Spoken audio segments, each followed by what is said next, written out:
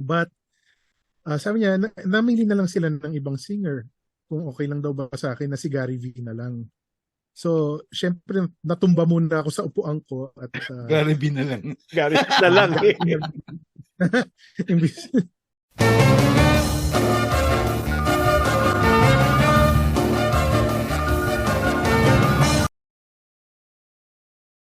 Friends, mga ka-XL, another special interview with a good friend. Syempre ito, awarded master photographer, composer, music director, arranger, and syempre artist. Ano? The best ito, steak connoisseur. Mahilig sa steak to. Kinakyaw na lahat. Lahat. And the list goes on. Ladies and gentlemen, GINO CRUZ. Hello. Welcome to the XL Show, Gino. Welcome to the XL Show. Naku, isang malaking karangalan po para sa XL Show ang makasama namin ang isang maestro, Gino. Yes. You forgot to mention Star Wars fan. Oh, Star Wars. Gino. Star Wars. Ang ganda ng background mo ngayon, ha? Star Wars talaga. Dito ko palipad-lipad lang kung saan-saan. Gino, paano ka na in love sa music? Paano nag-start? Paano ako na in love sa music? Alam mo, I remember as far back as when Ngayon at Kailanman came out. I was probably maybe 4 or 5. Doon pa lang I guess doon pa lang okay na eh. Doon pa lang medyo na ako kasi I remember making up my own lyrics to it. Really crazy lyrics, like just because I didn't know the real lyrics. But I remember singing along to it with really funny lyrics, and I guess that's where it was that early where I started noticing that I love music. At that time, I loved listening to music. As far back, I loved listening to music. I was always pag may nakita akong tumutugtog ng ng keyboard, naaliw talaga ako. Like I remember watching these two people play with organs na pati yung paa nila kasama, parang aliw na aliw ako. And bata pa ako. But of course, since all my sisters took piano lessons and none of them liked it, hindi na ako binigyan ng piano lessons. Hindi, diba naalala ko dati, lahat ng bahay mayroong piano. Yung mga pamilya. Binibili ng piano dati. Yun, lahat ng kapatid kong babae nag-piano lessons at sa kanilang may gusto. Ako lang yung hindi binigyan ng piano lessons, tapos ako yung may gusto. Okay. And then you started just singing nung bata ka, pakanta-kanta. Yeah, o talagang nagbubuo na kagad ng lyrics. Nag-uumpisa yan, di ba, original song, pinapalitan mo yung lyrics, nagiging creative ka, no? Parang gano'n na nangyayari. I don't know if I was being creative or I just really had no idea what what the real lyrics were. Just making things to fill in para lang makanta ko. Pero growing up, sino yung mga in-idolize mo? Local, foreign singers? Growing up. And or musicians? Musicians. Talaga, the Beatles played a big part. Okay. Played a big part in my I think I was grade 3 when I started listening to the Beatles. Reason being was I grew up in my dad's house was super haunted. Talagang nakakatakot yung bahay na yon. And namatay si John Lennon, binaril siya. And I had no idea who he was at that time. Pero feeling ko mumultuhin niya ako kung hindi ako makinig sa music nila. Kaya ako nakinig ng Beatles. And little did I know that they would be very influential in my songwriting, in my listening, in my vocabulary. Of course, there came also Michael Jackson's Thriller album was album na ginasgas ko, and the Gary V albums, the Martin albums. Ryan Cayabyab was a very big influence. Ano pa ba? Later on, Kenny Loggins, David Foster, Steely Dan. Later on na yan. Madami Puro sunod na, no? Puro Of icons. course, Fralipo-Lipi. Yan, how could I forget? Fralipo-Lipi. Oh. Biglang na iba. May napansin lang ako doon sa mga nabanggit mong artist, lahat sila pag kumanta punong-puno ng pagmamahal, damdamin, may love no. So mukhang doon ka na in love sa music nila. Baka. No? Basta masarap pakinggan eh. Oo, nga. Oo, hindi siya maingay. Yung gano'n, no? So, tama. Mahilig din ako sa maingay. Tsaka maganda yung mga lyrics eh. So, was that high school na you learned to play the piano or? It was actually Fralipo-Lipi. Okay. Well, actually, balik tayo ng konti to second year high school. I picked up the guitar. Okay. With Jingle Magazine. Doon ako natuto ng basic chords. Of course, may mga like I have this cousin, si Howard, who taught me my first chord. And then from there, natuto na ako sa Jingle Magazine. And then the song of Fralipo-Lipi came out, yung Beauty and Madness, na ang ganda-ganda ng piano part nun. Pero gusto kong matutunan sa gitara, hindi pareho. So, nag-aral ako ng piano through my guitar. Para matutunan ko yung Beauty and Madness on the piano. Okay. Tapos hindi ko na binitawan yung piano from there. Ang galing Na-in love na ako sa piano. So self-taught ka, bale, sa piano? At first. Okay. And then did you take this as yung course mo in university or nag-formal studies ka na? Yeah, after high school, I went straight to LA. I took music there.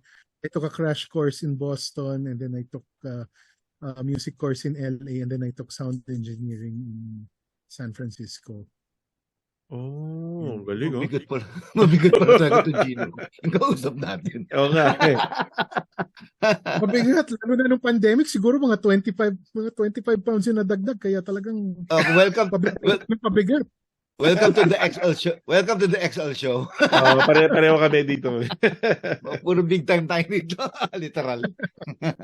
Ang galing. So, pero noon, after your studies in the US, LA, and so you still decided to come back to Manila? Yeah, wala akong visa eh. Student visa lang ako. So. Student visa, okay. Tapos dito na. And what was your very, very first break sa music dito sa Philippines? My very, very first break. Yung parang entry point mo para yun yung ko. I can never forget that because when I was in college, when I was in high school, si Joey Benin of Side A was a very good friend. Still is a very good friend. And siya yung medyo nagtuturo sa akin ng konti pa unti-unti ng songwriting before I left. I was in the studio with them. My first studio session was with them before I left to study. During their White album. Pinagbigyan lang nila ako na, sige, tugtog ka dito. Ewan ko nga kung nakip yung track ko doon. Pero nandun yung pangalan ko sa White album nila. So, when I left for the States, I kept sending cassettes of the songs I've written para makinig. Yung mentor ko eh. So, sige, listen to this. And then, one time he called me back, collect. Na parang, ako yung estudyante tapos collect call. Pero sige, tinanggap ko. And he said, pinarinig ko yung isang song mo, yung pinadala mong isang song kay Wingard Tracy. Wingard Tracy. It was passed on already. In fact, his birthday is coming up really soon. I think in 2 days, 2 or 3 days, it's his birthday.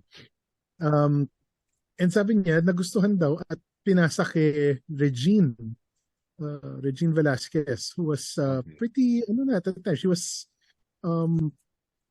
one of the, Regine, she was one of the biggest.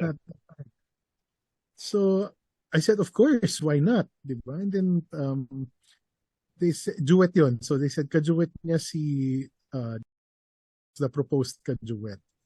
So I said, sure, sige, why not? Diba? That'll be nice. And then a few weeks or days later, he called again and said, nako, hindi pwede butok na chismis na wala, hindi na sila pwedeng mag-duet because of the chismis. So, sige, sayang. So, akala ko hindi na matutuloy. But, sabi niya, namili na lang sila ng ibang singer. Kung okay lang daw ba sa akin na si Gary V na lang. So, syempre, natumba muna ako sa upuan ko. At, Gary V na lang. Gary V na lang. So, I don't know if I should be telling this story, but of course, I was floored that two of the country's biggest artists would be singing my song, diba, as a newbie, as a rookie. It was my first entry into the industry. So I think it was either spring break or Christmas break. Imbis na makihangout ako sa mga kaibigan ko, umuwi ako para i-produce yung song. The label, Poly East, si Chito Ilagan, was very kind enough to allow me to produce and arrange it kahit na baguhan lang ako. That's the first song that ever came out. That's what started my career. Anong song yun? Anong song yun? It was Slip Away. Nasa album ni Regine na Reason Enough. So ikaw pala yun. Galing, no? Pakinggan mo ngayon, sobrang dated. 90s na 90s. Para ba nung sinabi sa'yo na pwede bang palitan natin singer Gary V na lang? Para ba pwede mo sabihin, teka lang, pag-iisipan ko. Sinabi ko actually. Pag-isipan ko lang. Kasi lang binawi ko kagad kasi baka biglang sabihin sa akin, di wag. Gary Valenciano. Yun yung alternative eh. Pero ayun, tapos naging, ewan ko, siguro nagustuhan nila yung ginawa ko kasi pag-uwi ko from college, nakakakuha na ako ng work because of that background, because of that song. Nag-risk uli sa akin yung Poly East and then dumami na yung clients ko. And then, teka, anong pakiramdam nung pinapanood mo na sa TV, naririnig mo na sa radyo yung sarili mong kanta? Yung, di ba yung una, tumatakbo pa lang sa utak mo, ito papalitan ko yung lyrics. So, bila naririnig mo na, ito na, totoo na. So, anong naramdaman mo nun? Alam mo, hanggang ngayon, hindi pa rin yun eh. Medyo pa rin eh. Every time something comes up, on July, I will be 30 years in the industry. Okay. And until now, it's still surreal. I still can't, parang pag naririnig ko pa rin, like pag may ad ako on TV, parang, grabe talaga bang hanggang ngayon, ito pa rin trabaho ko. Hindi pa rin ako makapaniwala na hanggang ngayon nakaka-stay pa rin ako sa industry. Okay. It still feels good every single time I see something or I hear something that I've done. You know. Sa mga composition, anyway, mga ilang compositions nang nagagawa mo kung if you can compute. I don't know. Hundreds, I'm sure. I haven't counted. Yeah, not all are hits. In fact, I don't consider any of what I've done a hit yet. I mean, nothing's been a massive hit. But yeah, madami. I really can't put a number to it. Pero may isa ka bang favorite na parang minsan nag-LSS sa'yo kinakanta mo sarili mo? Meron akong isang favorite which I released a couple of years ago, siguro 2020. Pandemic, matagal ko na nasulat pero pandemic ko ni-release. It's called Inuman na Lang. Gustong-gusto ko yun. Kasi yeah, it was fun. It was fun to write and pambanda 'yun.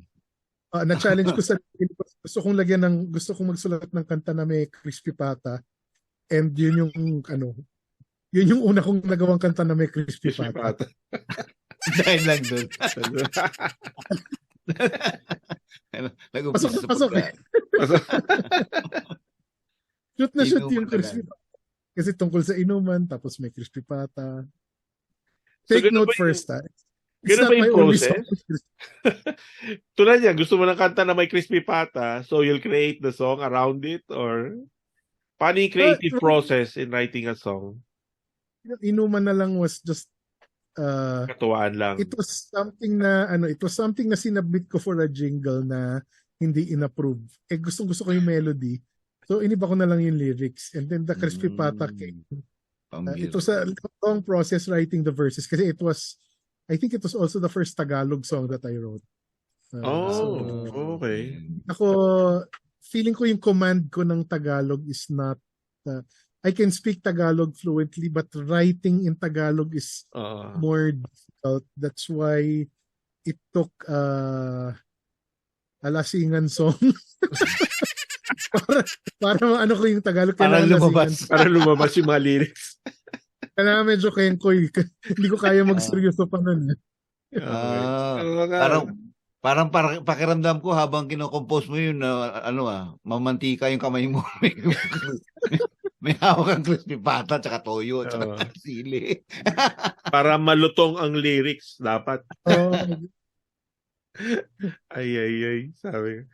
So tapos doon, so pag ganyan pala, when you write songs, only for music or pati yung nabanggit mo jingle, yung mga commercial jingle, you also write? Yeah. Malaki din pera dyan. Commercials are my day job. It's my bread and butter. So mas marami yung demand for that. Yung mga commercials TV. Okay. Alright. Well, mas malakita.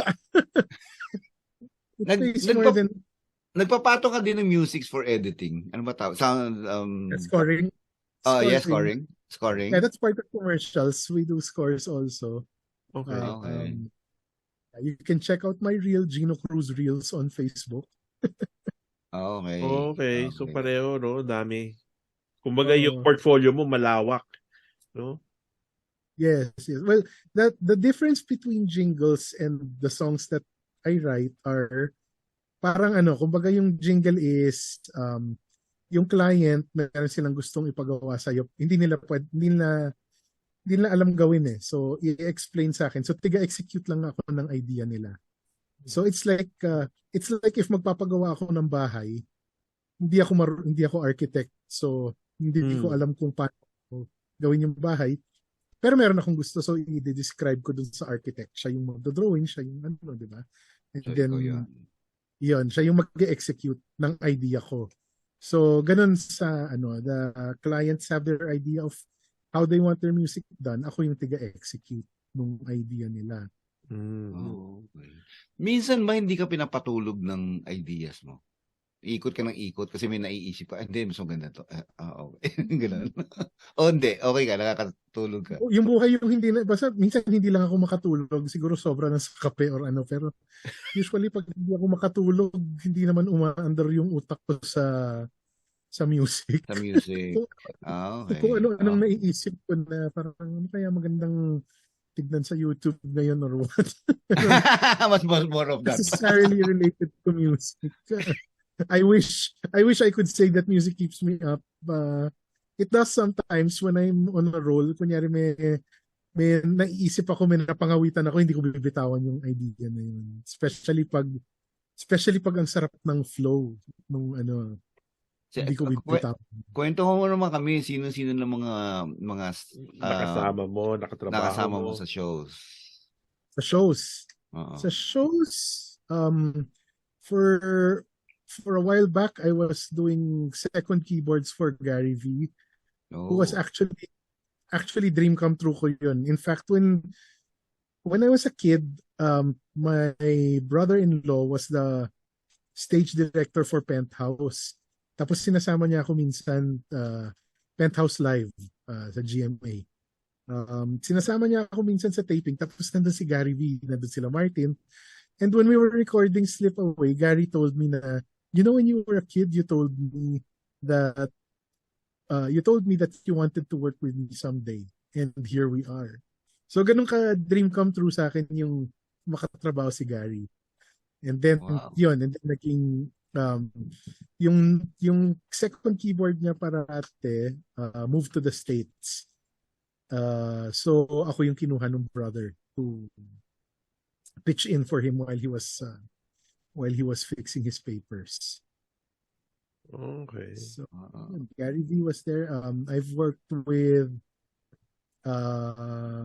I've played for Jose Marie Chan. I've played for Martin, Regine, Charisse when she was still Charisse. Okay. Babae pa siya nun. I've played for David Pomeranz. Araneta Coliseum. Never in my life did I think that I would actually work with him because diba Zap yun eh. Got to Believe in Magic. Got to Believe in Magic. Kaya naman pala familiar sa akin si Gino. I used to work sa Araneta, napanood ko mo concert lahat yun. Okay. And Orianthi, who was the guitarist of Michael Jackson. Michael Jackson, oo. This is it niya. She came to Manila and ako yung naging keyboardist niya for her Manila tour. Oh my God. Hindi ko talaga alam kung paano nangyari yun, pero nangyari. Talaga? Sa lahat ng nakasama mo, kanino ka na starstruck na bagsak yung panga mo sa Gary V? Alam mo, nakakatawang kwento na starstruck ako kay Orianthi. Tsaka na starstruck ako when I never played for him, but I met Per Sorensen of Raleigh-Polipi, na starstruck ako sa kanya. At saka pangatlong taong na starstruck talaga ako na hindi makasalita was Father Manoling Francisco. Talaga? Si Father Manoling, yeah. Oo. Really? Sobra akong ng tatlo. Pinagtatawanan ako ng anak ko kay Father Manoling kasi talagang hindi makasalita. Siya pa yung lumapit kay Father Manoling at nagsabi na, Father, this is my daddy.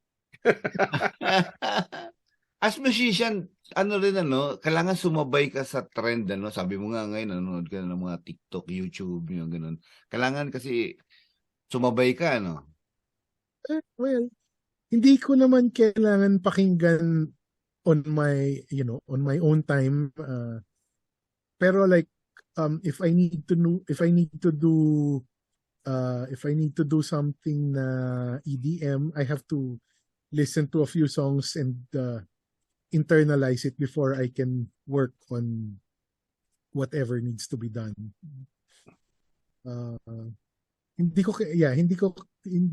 Like on a normal day I wouldn't listen to some forms of music like let's see, recently I had to do something na trap na I wouldn't normally listen to trap, but I have to listen to it to get the job done. But I have to be open to listening to other stuff, diba? All musicians have to be open to listening to everything if you want to, just expand your vocabulary. Ito pa, yung when composing a song, tapos the studio says, si ganitong artist ang kakanta niyan. Do you create the song, compose the song based on the artist, yung vocal range? Or alam mo, paano yung pag may nakaseta na artist, ha? So, ako what I've done was gumagawa ako ng song and then tsaka ko na lang iisipan ng Usually pag may humihingi sa akin ng kanta para kay ganito, para kay ganyan, usually hindi ako nakakasubmit. I think isang beses lang yata ako nakasubmit. Nakakahiya pa yung Okay. So mas focus ka talaga sa song, sa gusto mong Kasi parang my my day job is advertising yung mga jingles na gano'n. When I write songs my own time, I write it for me. Okay. Yung doon ko nilalabas yung pagka-songwriter ko. Now, Arranging naman is another story. That's someone else's song pinapa-arrange sa akin. Yun yung mas tailored sa artist. Yun yung mas Okay. Okay. Sayang, Chris, magpapagawa sana tayong kanta para sa atin eh. The Taylor na lang alangan. Ganun pala yun. Wala naman tayong boses eh. Kasi katulad ko niya Regine, pag kumanta, diba tinataas talaga niya. Tapos minsan nilalagyan ng kulot, yung ganun. Siyempre, pag kinocompose mo rin, wala naman yun dun. No? Tapos, so mag-uusap kayo bago recording. Ito gusto ko, ito gusto ko. Yeah, yung composing kasi, composing is literally just the words and the melody. Wala pang -1 yun. When you write a song, it's really just the words and the melody. Okay. Wala pang chords, wala pang bonus lang yung kung marunong kang tumugtog ng instrument para malagyan mo ng chords yung kanta mo. But the arranging process is what tailors the song to the artist. So that's where you put the piano, that's where you adjust the key. Kasi minsan lalaki yung gagawa ng kanta. Siyempre, yung lalaki yun, halimaw yun kung kaya niyang kantahin sa range ni Regine. Diba? So that's the arranging process is when you tailor the song to the singer. Okay. Okay. So, yung pala. Kaya pala may musical arranger. Galing, no? Yung pala yun. This is very educational. Napaghahalata days, wala tayong alam sa music. Wala. Basta nakikinig lang tayo. Pag nanonood ako ng concert, natutuwa ako sa orchestra, sa mga band eh. Minsan sila yung in-observe ko, ang galing nila eh. Grabe sila. Ang galing ninyo, Gino. Ang galing. Kaya dahil sa magaling sila, si Gino himself received recently an award from the Catholic Mass Media. Wow! Nomination lang. Nomination lang. Hindi ako nanalo. Nanalo pa rin yun. Okay. Binawi pa ako. It was a nomination, but yeah, it was not something that I expected again. Kasi Catholic Mass Media, akalain ko ba naman may hindi ko talaga akalain. Actually, the funny story there was I took us because pandemic, lahat ng hindi ko magawa dahil wala akong oras nagawa ko. So nag-attend ako ng songwriting class ni Ryan Cayabyab. And one of the assignments was to write a new melody for Prayer for Generosity, which I did. And then naparinig ko nagkukwentuhan kami ng mga ibang taga-Jescom and naparinig ko sa kanila. And then biglang may kailangan silang isa pang Ignatian song for the 500th anniversary or something of St. Ignatius. So, sige, gamitin nyo. So, ginamit yung Prayer for Generosity. And yun yung na-nominate for Kaya ngayon nakita ko yung award niya eh. Ganito sabi ko, wow, it's a prayer that I pray every day. Yung Prayer for Generosity, St. Ignatius. I also grew up on that prayer. Yes, and that's good. Parang it was a real challenge to write it kasi lumaki ako sa Father Manuling version ng Prayer for Generosity. So, paano ko to gagawin na iba? Diba?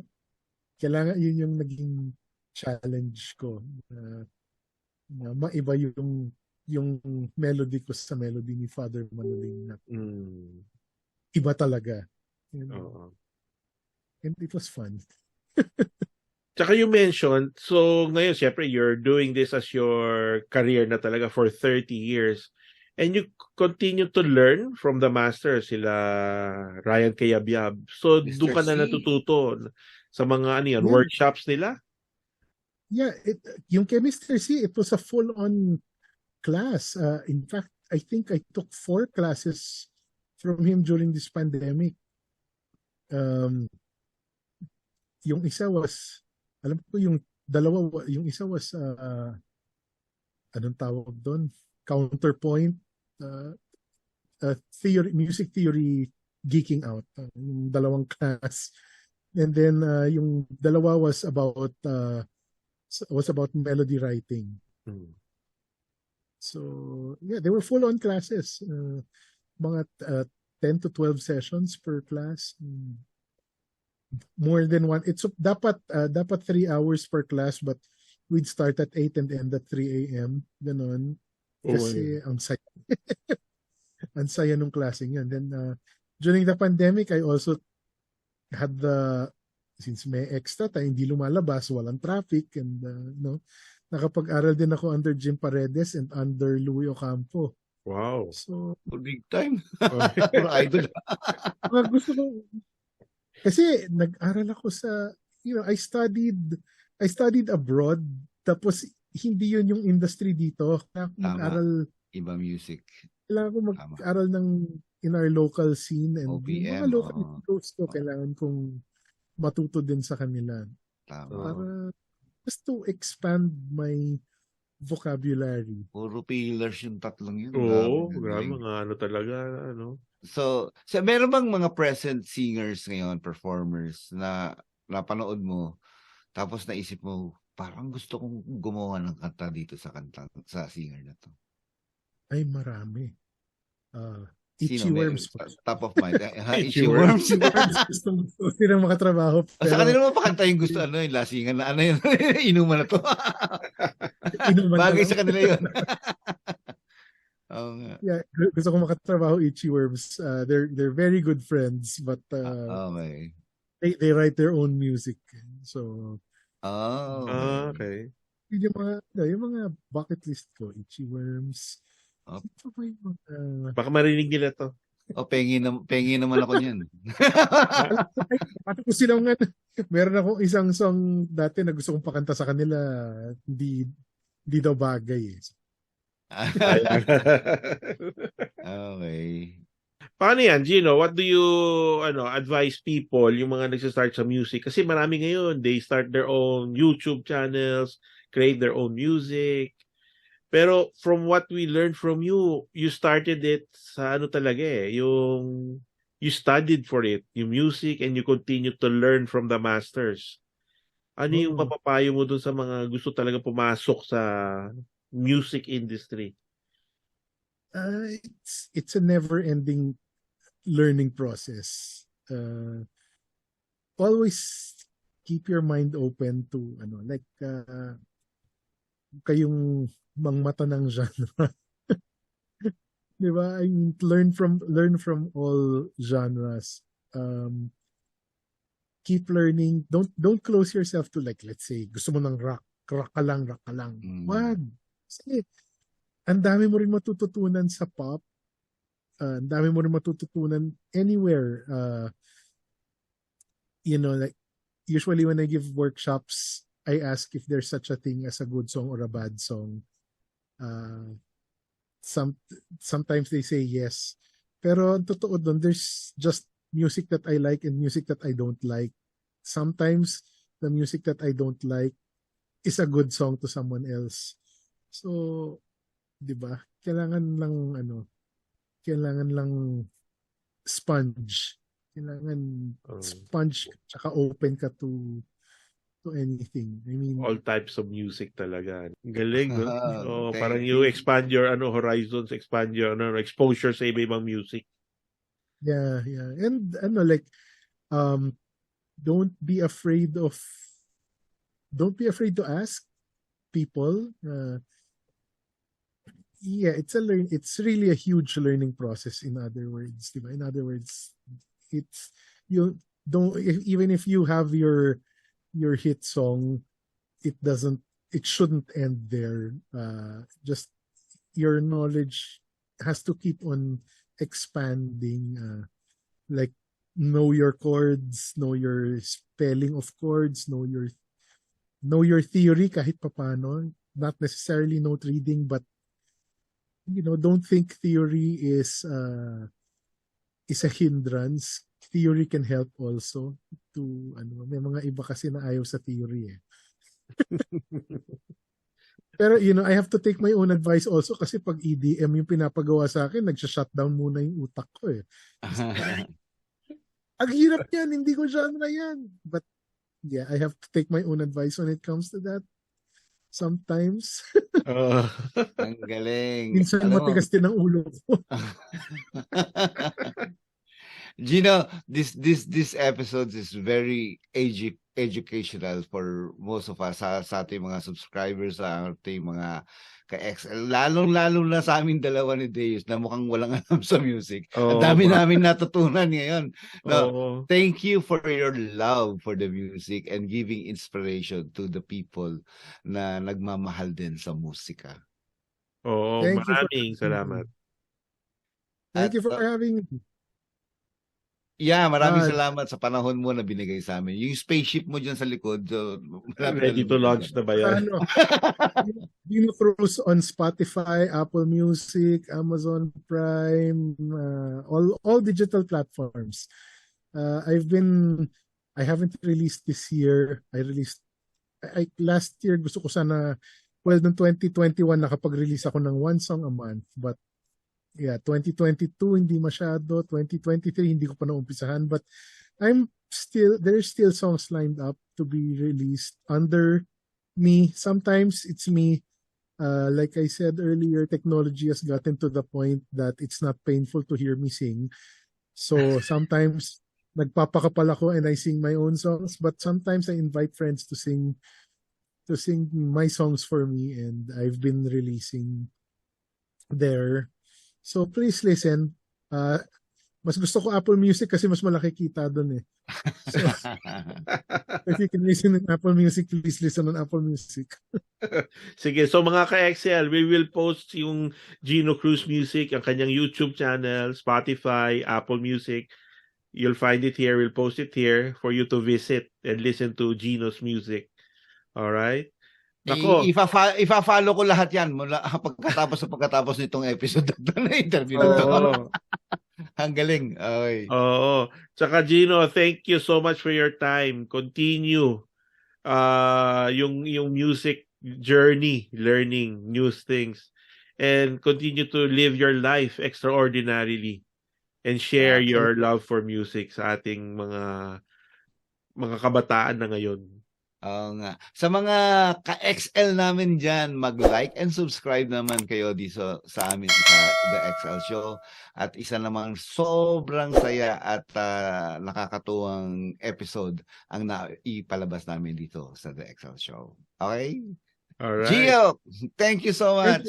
Thank you, Gino. Gino, okay. GINO CRUZ, thank you. Bye-bye. Bye-bye.